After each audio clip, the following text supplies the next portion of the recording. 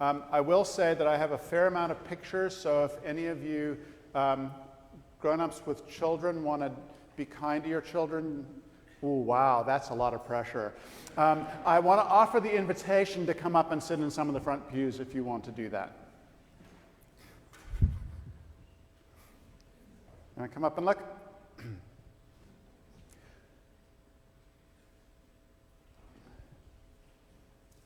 guys going to come up? Oh, awesome.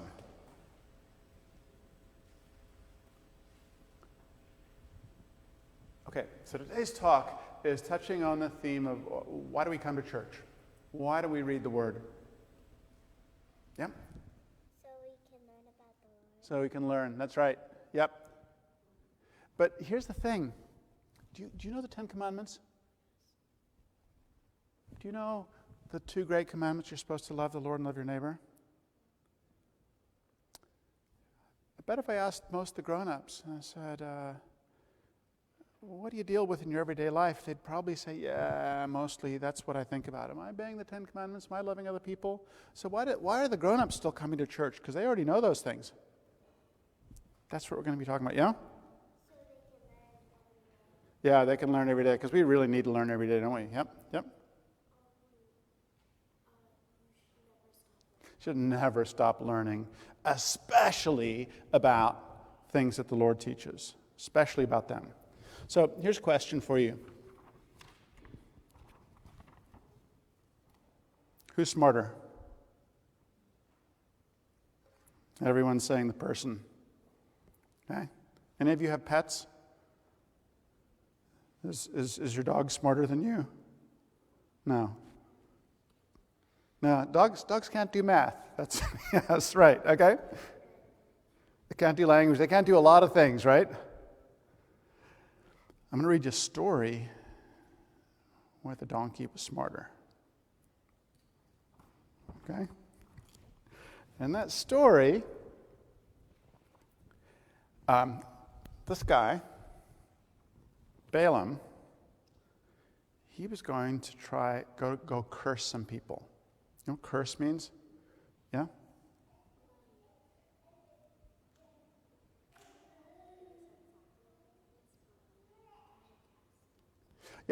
Yeah, try to cast spells is actually a really good way of putting it, yeah?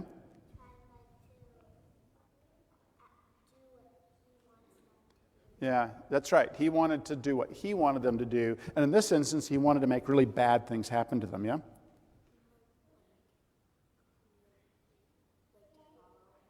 Yeah.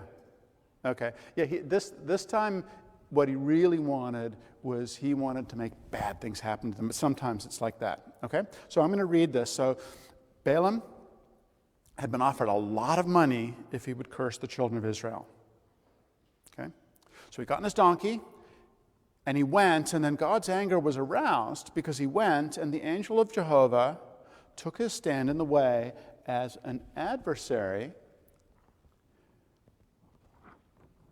Now the donkey saw the angel of Jehovah standing in the way with his sword drawn in his hand, and the donkey turned aside out of the way and went into the field. So Balaam struck the donkey and turned her back to the road. That's not very nice, was it? Then the angel of Jehovah stood by a narrow path between the vineyards with a wall on this side and a wall on that side. And when the donkey saw the angel of Jehovah, she pushed herself against the wall and crushed Balaam's foot against the wall. So he struck her again. And you can see the stick in his hand. So he wasn't just hitting her with his hand, he was hitting her with a stick. Okay? Then the angel of Jehovah went further and stood in a narrow place where there was no way to turn, either this way or that. And the donkey saw the angel of Jehovah, and she lay down under Balaam. So Balaam's anger was aroused, and he struck her with a staff. Then the Lord opened the eyes of the donkey, opened the mouth of the donkey, and she said to Balaam, "What have I done to you that you've struck me these 3 times?" Balaam said, "Because you've abused me. I wish there was a sword in my hand, because I would kill you now." He's pretty angry. So the donkey said to Balaam, "Am I not your donkey that you've ridden since I became yours to this day? Did I ever do this to you?" And Balaam said, "No." And the Lord opened Balaam's eyes, and he saw the angel of Jehovah standing in the way with his sword drawn in his hand, and he bowed his head, and he fell flat on his face. So, who was smarter? That was the donkey, right? Whoop. Yeah, that's probably right for Balaam. He was like he was asleep, right? He wasn't even seeing. He didn't know what was going on. He thought he was smarter, but he didn't know. Do you know why he couldn't see the angel? Yeah?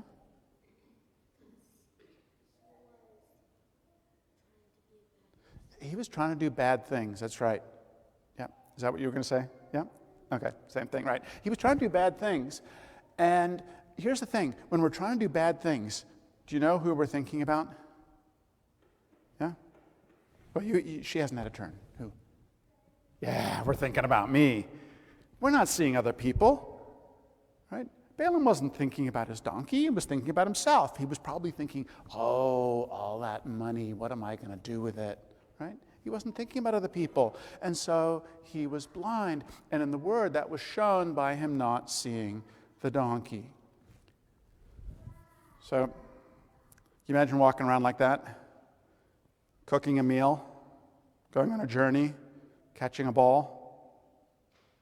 Wouldn't work very well. And when we are thinking about us, that's what happens. And here's another thing. Balaam didn't see his donkey either, because his donkey was a good donkey, right? His donkey had never done this. And so when his donkey started to misbehave, he whacked his donkey. He didn't think, my donkey never behaves this way. I wonder why she's doing that. And I'm just going to put that out to all of us. How many times have you done that to people that you love? They behave uncharacteristically, and instead of giving them the benefit of the doubt, you get annoyed with them. How many times in the last week have you done that? Imagine for pretty often, maybe. So, super easy question. Who knows everything? Yes, the Lord, right? And He is trying to give us so much information, but we have a lot to learn, right? Like you guys are kids, you're in school. You have a lot to learn. Well, I'm not in school, I'm almost 60, but I have a lot to learn. And we need to keep on going back to, we need to go back to the Word, right? We need to go back and back and back. And not just one time, like, oh yeah, okay, I read that, I know that story. We need to keep on going back because we can learn things every single time that we do that. And then then we become wise, yeah?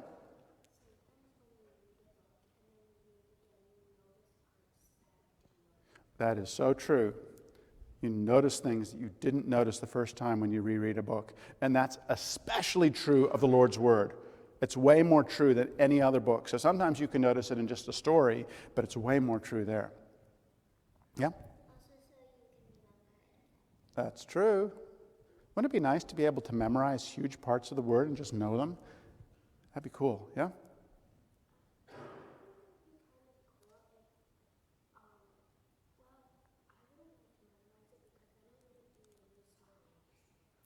Okay. You wouldn't get the joy of discovery. But I'm going to tell you a secret. Even the stuff that you know by heart, sometimes it's like a new story. Like, you know the Christmas story pretty much by heart, right? Yeah, you know what's going to happen. You're not surprised. And yet, sometimes at Christmas, it's like, wow, I never saw that before. So even with stories we think we know, it can be that way.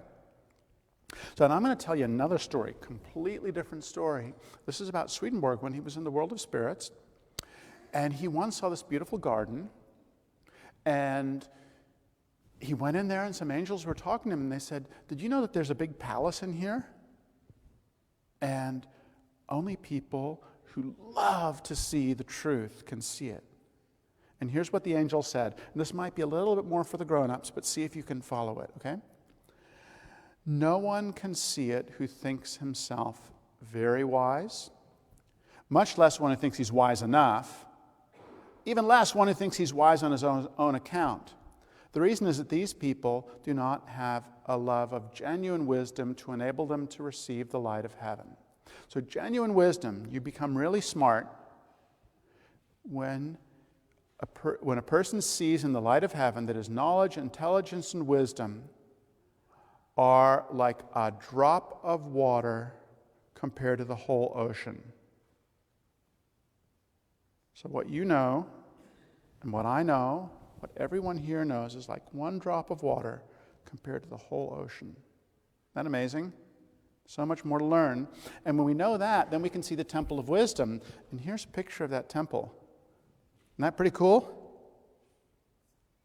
It's really pretty. And there are birds and the lions and all that's really beautiful.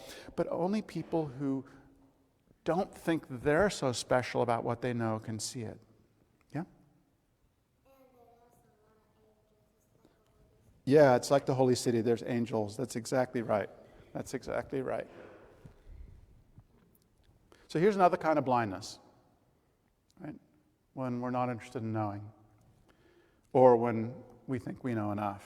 I like that list. I think I'm very wise. I think I'm wise enough. I think that's a bit of a zinger, because a lot of us think, yeah, well, I'm wise enough. That's an easy trap to fall into. Or I think, it came from me. So the opposite is, I'm not very wise.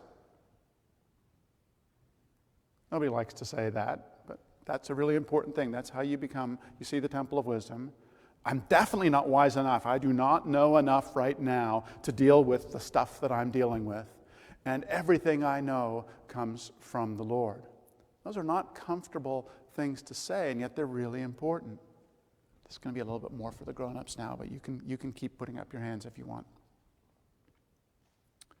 I love that. What I know compared to what I don't know is like a drop of water compared to the ocean.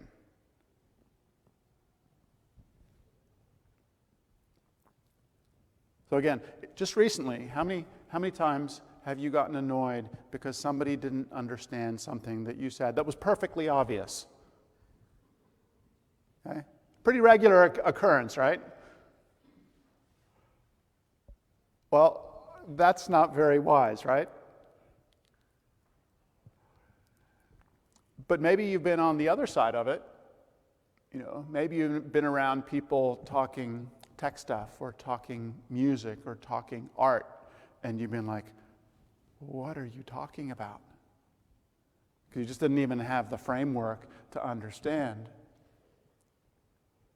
And from a reading, that second time when you feel just out of it, when you don't have any framework, that's the healthier place. So how many of you think, I don't really know that much, especially about spiritual stuff. I often feel kind of stupid. Any of you have that feeling? I saw a couple people put up hands, and guess what? You're ahead of the rest of us. Okay? Because that is a really important spiritual place to be at, to have the sense of, I don't really know that much.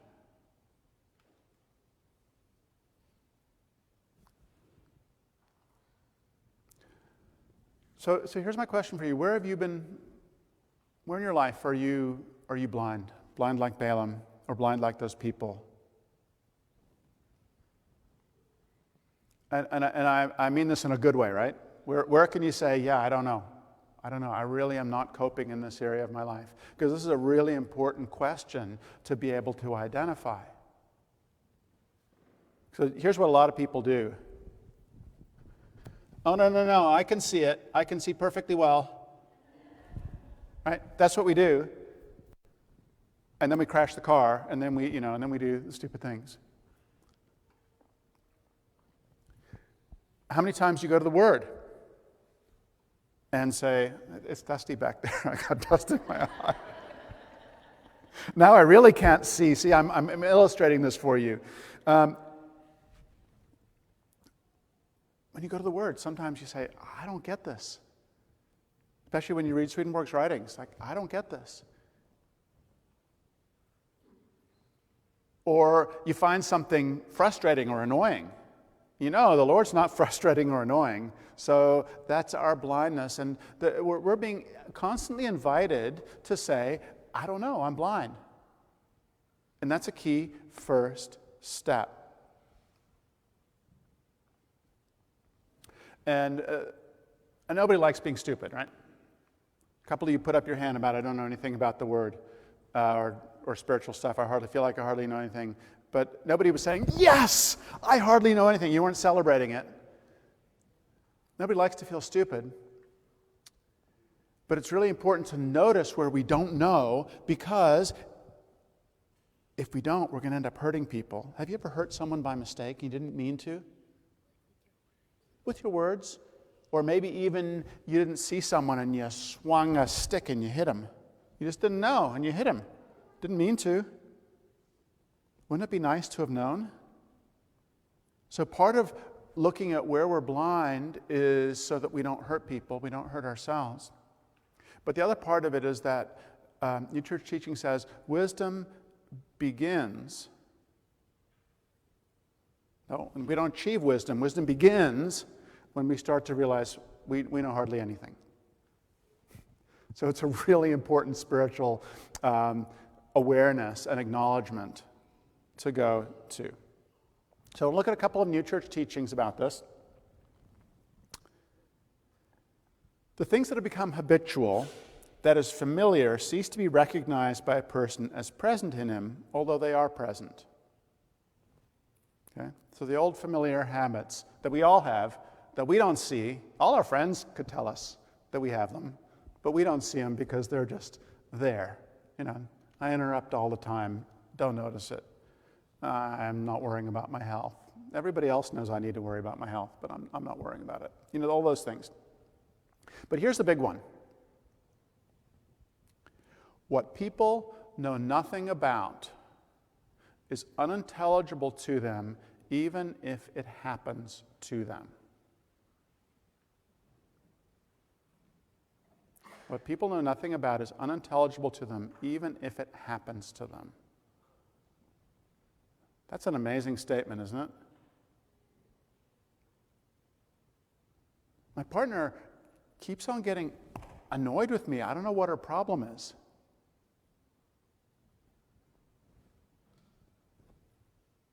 I'm often just feeling sad. I have no idea why. I don't know what's going on. I really want to make friends, but all the people I meet are just annoying. I don't know what the problem is. But that's what we do when we're blind, right? We put it out there. It's the universe's fault. All the drivers today are bad drivers, except for me. That's what we do when we're feeling blind. And we don't have the framework. What people know nothing about is unintelligible to them, even when it happens to them. I just think that is such an important piece of information to hold on to, and it's why you come to church and listen to the same story all over again.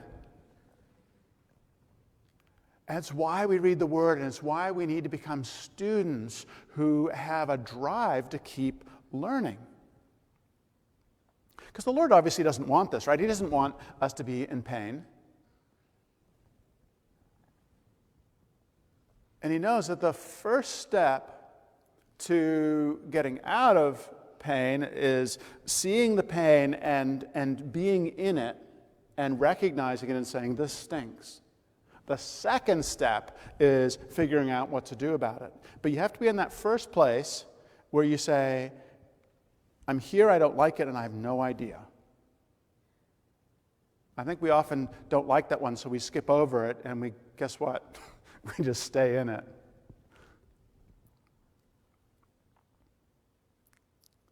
So, some